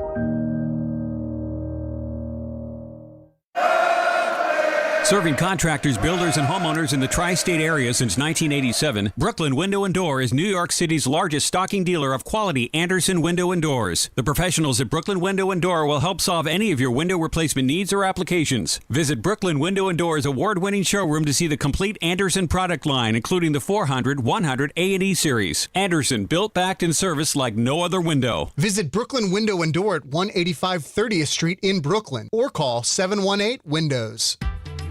Score or win this game day with Amazon Pickup, the MVP of package pickup. Need that new football jersey for the big matchup? With Amazon Pickup, you can collect your order from secure Amazon lockers or counters near you on your schedule. Whether you're running from work or home or straight to the tailgate, Amazon Pickup makes it easy and worry-free at no extra cost. Don't miss kickoff. Grab your gear and your packages when it works for you. Find your nearest Amazon Pickup location at amazon.com/pickupmvp. That's amazon.com/pickupmvp. If you've been injured in an accident that wasn't your fault, then you need a lawyer who knows New York's unique personal injury and workers' compensation laws. At the Parisman Firm, they have decades of experience handling all types of accident cases and a proven track record of delivering huge results. Their team has already recovered nearly $1 billion for injured New Yorkers. From construction to car accidents and slips and falls, they've got you covered. Call the Parisman Firm now at 718-WORKERS, where your case is their cause. Get the justice you deserve today. Every 40 seconds, a child is reported missing. That's 2,000 children every single day. It's a heart-wrenching reality that we can no longer ignore. Find the Children is a non-profit organization dedicated to helping find missing kids. You can be a part of their mission by donating your unwanted vehicle, running or not. Call 1-800-294-0222. We guarantee that you will receive the maximum tax deduction. We provide fast, free pickup with 24-hour response. Call 1-800-294-0222. Find the Children provides crucial resources to help find missing children and educational materials to teach kids how to recognize and avoid predators. Our recovery programs have a proven track record of reuniting kids with their families. It's time to act. Donate your unwanted or unused car. Help us build a world where every child is safe. Pick up the phone and call 1-800-294-0222. Together, we can bring these kids home safely. This advertisement was paid for in partnership with Cars R Us and Find the Children. Hey, Game Time is brought to you by Tullamore Dew Irish Whiskey, because when it's game time, it's Tully time. 7 p.m., the Rangers host the Sharks at Madison Square Garden. Coverage begins at 6:30 p.m. right here on ESPN New York. And at 7 p.m., the Islanders host the Red Wings at UBS Arena.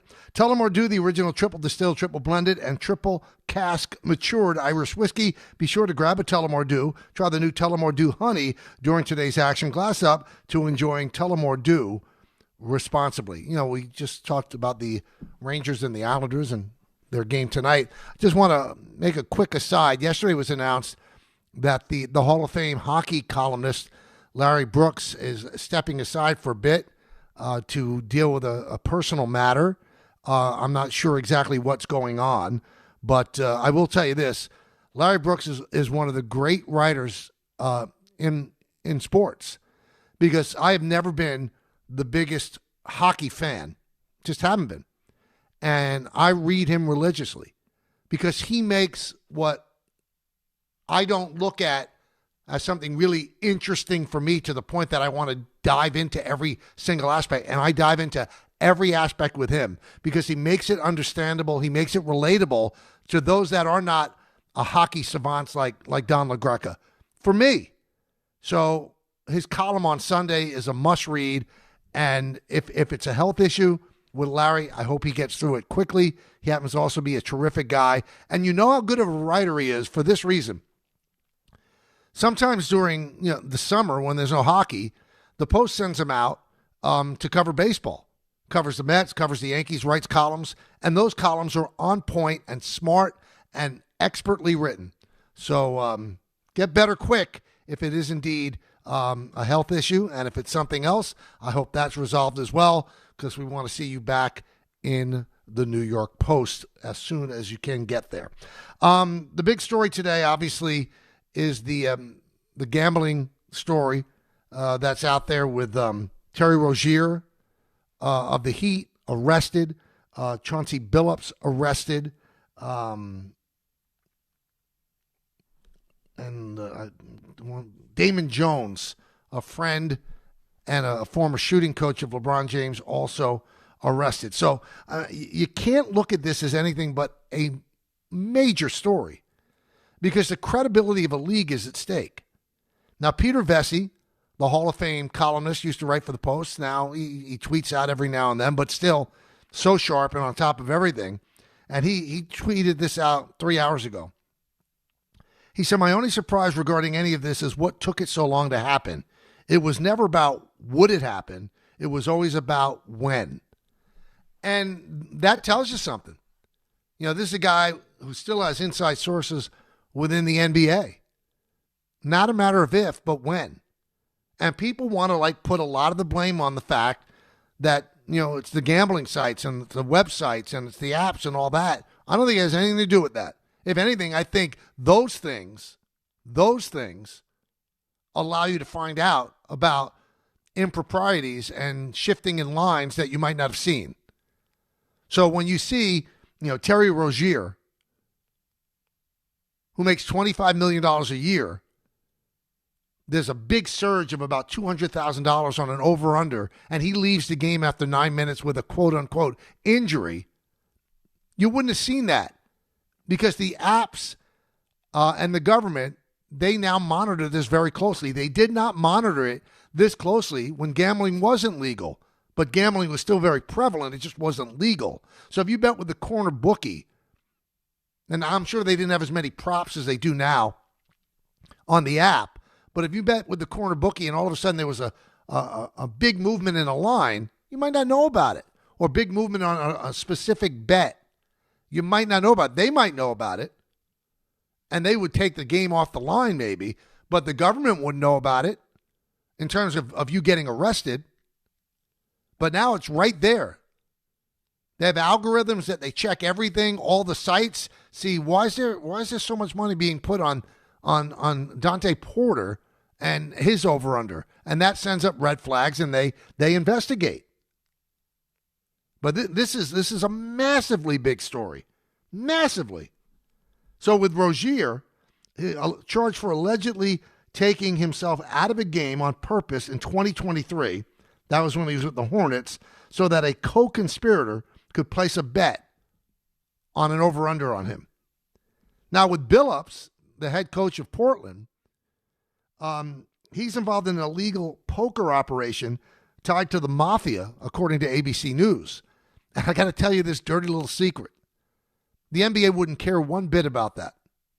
If he gets arrested and thrown in jail because he's looking for suckers or whales to bring to a poker game where it might be fixed, the NBA just gets rid of Chauncey Billups.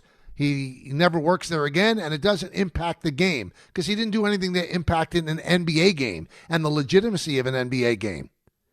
But the Terry Rozier situation, the Damon Jones situation, that stuff scares them. So 2 games into a highly anticipated season, the beginning of 3 massive television contracts for the next 11 years, over about $80 billion, this is not what the NBA wanted. They don't want to have their game's legitimacy called into question. They just don't. Why would they? What a mess. What a mess. So I mentioned earlier in the show that Rozier makes close to $25 million this year. What kind of money could be that seductive? Because we're not talking millions, we're talking hundreds of thousands of dollars, that you would do something so wrong and throw a game. What kind of money would move the needle for you like that? Now, I'm not condoning what Dante Porter did, but he's thrown out of the NBA forever. The guy made minimum wage. Well, that's about $800, $900 a year. What kind of money would it be to make you do something stupid like that? But then I saw a tweet from Craig Carton, who said people look at the amount of money that somebody makes and they say, well, why did he do that? He said it's not about the money, it's about a sickness. He said it could be somebody with a scratch-off game or it could be somebody who makes hundreds of millions of dollars. It's just about the juice. And I understand what Craig is saying in that, but my rebuttal would be, what kind of money did Rozier make if he took himself out of a game after 9 minutes so that people could collect $200,000. How much? Again, he's not the one getting the rush from the gambling. He's actually doing it for others who might be paying him a certain amount of money.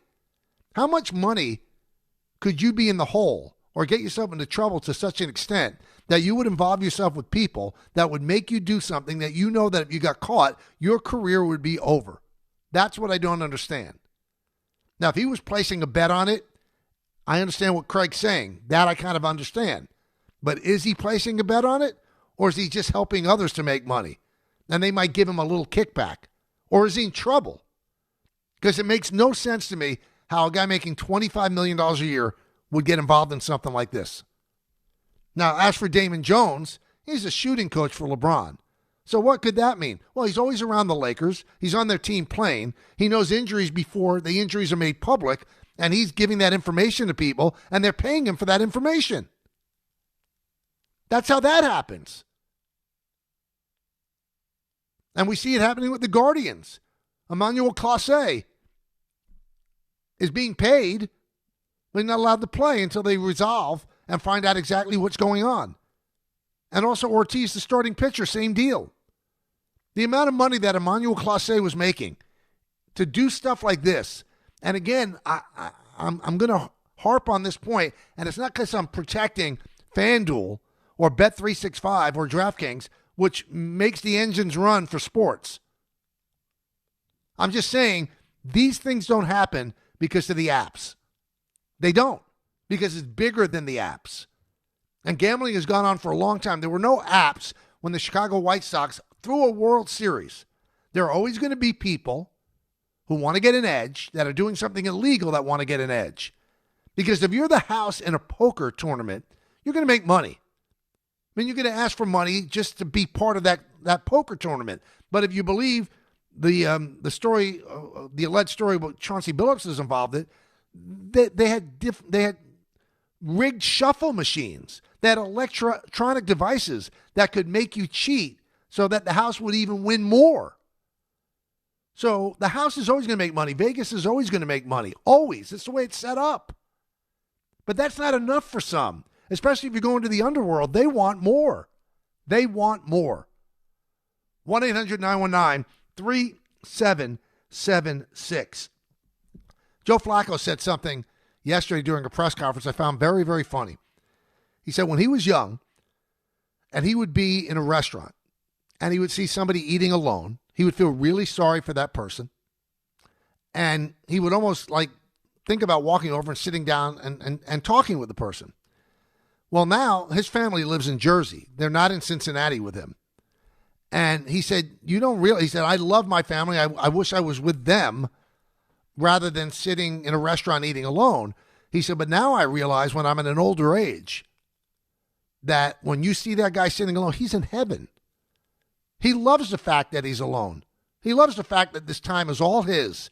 And he doesn't have to share it with anybody else. I thought that was a really interesting take by Joe Flacco. Everybody loves their family.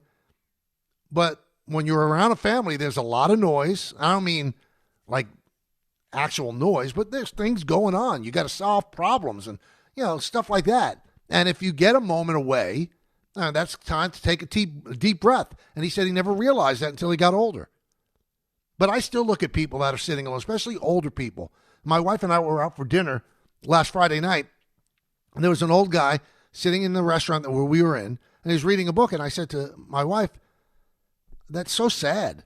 She goes, he's probably happy as a clam. Maybe his family's at home. Maybe he's happy.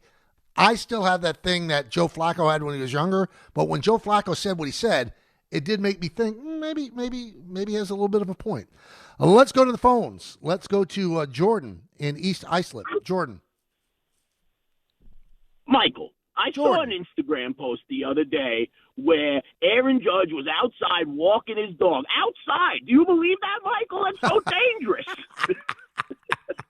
Now, for those that just tuned in, I'll let you finish your point. For those that just tuned in, we had a caller earlier who said that Aaron Judge shouldn't be at a Knicks game because it's dangerous, and Cam Scatterbo shouldn't be on an off day because they could get hurt. And I kind of shot him down, but thank you, Jordan, for tying it all together. I mean, the most shocking part about that call was that he didn't tell you what year he's been a Yankee fan since, honestly. But I don't get that much on this show as I did in the afternoon. No, you're right. But I appreciate you taking my call and letting me do that stupid little bit. What I wanted to say about the Knicks was that, I really do think that was an awesome way to start the season. As far as, feeling good about a win in the first game of the season against the other team that's probably thinking to themselves, well, so-and-so is hurt here, so-and-so is hurt there. This could really be our year, and finished ahead of us last year. I think that was a really great win. I will say, though, I was thinking watching, the bench is already just, you can tell this is just a deeper team and they have more horses, and I can't help but think that Tibbs at least deserve this year. I nothing against Mike Brown, but if you had fired Tibbs after this season, if they came up short, everybody would have understood it. There would have been no excuses. But now you're watching a team with a much deeper bench running a better offense against a team like the Cavs. And I just, it opened up that wound a little bit for me. Well, I understand what you're saying. I would just temper my enthusiasm a little bit because the teams are not what they're going to be. Cleveland missing 3 important players, the Knicks missing Hart and missing Mitchell Robinson. So that wasn't the full bore. But we did see that the bench is much improved. Yabusele didn't play that well yesterday. He looks like he's really heavy. He's 18 pounds more than he was last year. Jordan Clarkson, he's kind of like an explosive sort of player up the bench. It makes me laugh, though. They go, Mike Brown is playing a deeper bench. He played 11 guys, and he is. And he played Kolek, and Kolek had some nice moments. But I would look at it this way. Tibbs' bench last year, you had Precious Achiuwa, DeLon Wright, and Cam Payne. So I don't know why anybody was so itching for him to go to the bench so much. And, they did quite well and went to Game 6 of the Eastern Conference Finals. They did. Some people don't want to hear that, but I don't think he was dealing with the best bench. But maybe they wanted him to play the young guys more, and that's probably it. And so, Kolek played yesterday as well, and, they use their bench more than they have in the past. Get it. Got it. But we'll see how that plays out. They also played Huck Porter yesterday, who, was a body. He did okay, and that was a guy that Tibbs had access to last year. But Tibbs didn't trust young players because he felt every game he had to win every single game. That's just the way he rolled, and it worked for him to an extent. To Game 6 of the Eastern Conference Finals. Let's see if they go further. We'll go further. Another segment, a lot of you, as we go to Don Hahn and Rosenberg. So that's coming up at 3, right here on ESPN New York. Make cancer screening a part of your annual healthcare routine. New York Presbyterian offers a full range of cancer screenings, including lung, cervical, prostate, colorectal, breast, and more. Regular cancer screenings could save your life by detecting cancer at its earliest, most treatable stages. Screenings are available across New York City and Westchester. Learn more at nyp.org/cancer screening. Stay amazing. New York Presbyterian. Long Island is brewing some spooky fun at Jake's 58 Casino Hotel. We're celebrating this October for our $50,000 Witchy Wednesdays drawing. Be here on Wednesday, October 1st, 15th, and 29th from 3 to 7 p.m. when 2 winners will be drawn every hour to pick a witch's hat and win up to $5,000 cash. Club members can conjure up to 5 times entry multipliers. Fly over to where Long Island wins at Jake's 58 Casino Hotel. If gambling is a problem for you or someone you care about, please call the 24-hour toll-free helpline at 1-877-8-HOPE-NY or text HOPE-NY. Looking for the best internet deal? It's just a fast phone call away. Only Optimum Fiber Internet delivers the fastest and most reliable fiber internet starting at just $40 a month. That's right, lightning fast fiber internet at a price that won't slow you down. Call 888-4OPTIMUM today to lock in your offer in just a few minutes and see how you can also get the Disney Plus Hulu bundle and an unlimited mobile line on us. Don't take slow for an answer. Call 888-4OPTIMUM or visit Optimum.com today. Terms apply. There are a lot of reasons why people buy at Ramsey Mazda. It's their selection, it's their customer service, and it's their savings. Get 1.9% financing on a new Mazda 2025 CX-50 or lease for $219 for 36 months. Start shopping now at RamseyMazda.com. Choose wisely. Choose Ramsey Mazda. Call 833-853-2970 for lease details. VIN SN 390557. MSRP $32,455. Zero security deposit. APR $17.48 per $1,000 financed. Ends 10/31/25. From kickoff to cash out, ESPN Bet has the tools you need to score more on game days. Bet smarter with stats at your fingertips. Get personalized parlays built just for you. And with your fantasy team synced right in the app, you can back your squad. Right now, new customers get $100 in bonus bets when you bet $10. Sign up with promo code USL to get started. Must be 21 plus. Gambling problem? Call 1-800-GAMBLER. Terms and conditions apply. See app for details. Offer not available in New York. Your ambition just met its match with Robinhood. Trade stocks and ETFs, options, futures, and crypto all on one platform. Get started today at Robinhood.com/yourmoney. Your money, your move. All investments involve risk, including loss of principal. Options, futures, and crypto trading carry significant risk and may not suit all investors. Securities offered through Robinhood Financial LLC, member SIPC. Futures trading is offered by Robinhood Derivatives LLC, not FDIC or SIPC protected. Crypto offered through Robinhood Crypto LLC, NMLS ID 1702840, not FDIC or SIPC protected. Portfolio management offered by Robinhood Strategies, an SEC registered advisor. From the regular season to the Super Bowl, ESPN New York is your destination for football. We've got crazy fans. If the Giants somehow beat the Cowboys, I'm going to take a dump on your head. You can feel good because you're a damn football team. Expert analysis. Marcus Spears joins us now. ESPN NFL analyst Damian Woody. Mel Kiper Jr. The Hall of Famer Steve Young. He's kind of our resident general manager, Louis Riddick. We got Mike Tannenbaum right now. And all your fantasy and wagering needs. This is ESPN New York. We are football. So yesterday, the NBA was on ESPN. The Knicks and the Cavs, first national game, and then a really good game in terms of, like, stars, the Spurs against the Mavs. And if you watch Victor Wembanyama, wow. I mean, this guy is a 6'1" point guard in a body that's well over 7 feet. The way he moves, it's not the way a big man moves. It's almost like he's an AI creation. That's how amazing this guy is. So he dropped 40 points. Now, Cooper Flacco was his NBA debut. Didn't play that well. On the opening tip, Anthony Davis had an alley-oop for him, and Cooper Flacco missed a dunk. Anthony Davis got the rebound and ended up putting it in himself, but that would have gotten him off the schneid right away. I think he finished with 11 points. Didn't look that great. But Wembanyama is just on a different level. The things that he can do at that size, I don't think they've ever been done at that size. I mean, we look at, Magic Johnson, what he did. He's 6'9". This guy, what, is 7'5"? He's just extraordinary. Now, he's so thin, and you hope that injuries don't bring him down. But if this guy could stay healthy, what a special player he's going to be. He's special right now. Special right now. Did anybody get to see the first Inside the NBA on ESPN? For those that were worried that it was going to be ESPN or they were going to tone it down because they were on the worldwide leader, which is owned by Disney, it's the same show as it was on TNT. The exact same show. Shaq taking out stacks of hundreds, betting Charles and Kenny on certain things that happened in the show. Barkley making comments about ugly women and stuff like that, which aren't nice, but what I'm saying is the show hasn't changed at all.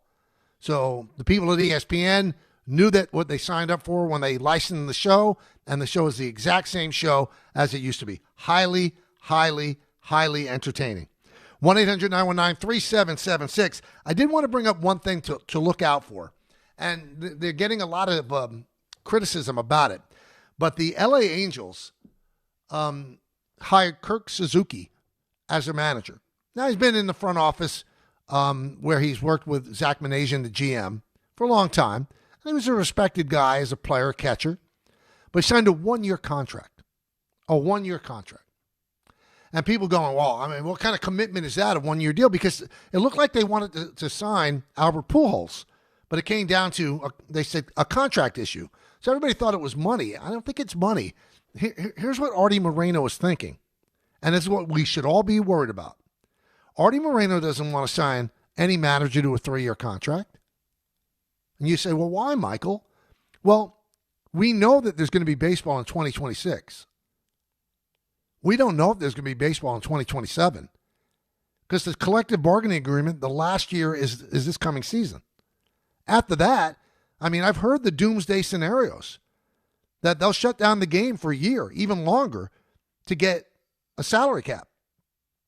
So Artie Moreno's probably thinking, why should I pay a manager for not managing games if there's not going to be any games? I'm sure that that's what he's thinking. It's not that he doesn't have faith in Kurt Suzuki. And if you're Kurt Suzuki, this might be your only chance to be a manager. And let's say you do a good job with the Angels and they actually play very well. You'll get that second or third year when baseball returns, or if it never leaves, they'll re-sign you. So he's taking a chance on himself. Now, the negativity is, well, the players aren't going to respect him because he doesn't have any job security. I doubt that. I doubt they're going to concern themselves with that. I've never been one of those people that say, I can't go into the final year of my contract. You have to give me an extension because the players don't respect me. Nonsense. You have a contract. Manage for that contract. And I'm almost certain that's what Artie Moreno's doing. Artie Moreno really counts his money. And let's say you give Kurt Suzuki, I don't know, $1.5, $2 million. Let's round it off to $2 million. You think he wants to give him a 3-year, $6 million deal where he doesn't have to work for the money the second year? This way he gives him a 1-year deal, and then we'll see what happens with baseball after that. That's exactly what was going on there. I'm telling you. Mark my words, that's exactly what was going on. Let's go to Andrew in Medford. Andrew. Yeah, hey, Mike. Hey, Andrew. Can I say 2 quick things? Sure. I want to say about the Yankees, I think it'd be a good move if they go after Realmuto, the catcher, because obviously they need a right-hand catcher, but I think it'd be good for Wells, too, having a seasoned veteran there with him. And I think it's priority to sign Bellinger because it's going to be tough to fill that void in center field. I don't know if they'll go back with Grissom or Spencer Jones should get a shot coming up, whether it's competing against Dominguez. And also, I like to say with the Giants right now, they should go after this Ricky White player. He's on the practice squad with Seattle, and it wouldn't cost anything for him at all. They don't have to trade up, no money, nothing, and they need whatever it takes to get that a little extra edge to win now. And this guy is like a special teams guru. He blocked 4 punts last year. He's praised by his coaches. Then why is he on the practice squad? Back-to-back, huh? Why is he on a practice squad?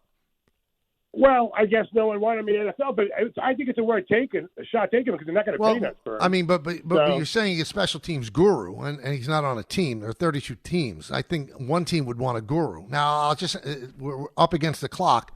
You realize that Realmuto next year is going to play at 35 years old. He's not going to sign a 1-year deal. He wants a multi-year contract. He probably has the most value to Philadelphia. And you think he's going to come here and platoon with Austin Wells? So if you're the right-handed side of a platoon, that means you're going to play 25% of the games? There's so many holes in that argument. Listen, Realmuto's a terrific player. You're signing a free agent catcher at the age of 35 for 3 years?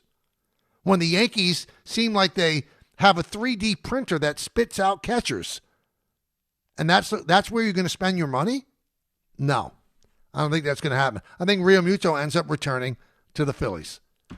Don Hahn and Rosenberg coming up next. I'm sure they'll have the latest on the gambling situation that's rifling through sports right now. Bad look for the NBA. We'll be back again tomorrow at 1 o'clock. It's our 2-pack for sure as well.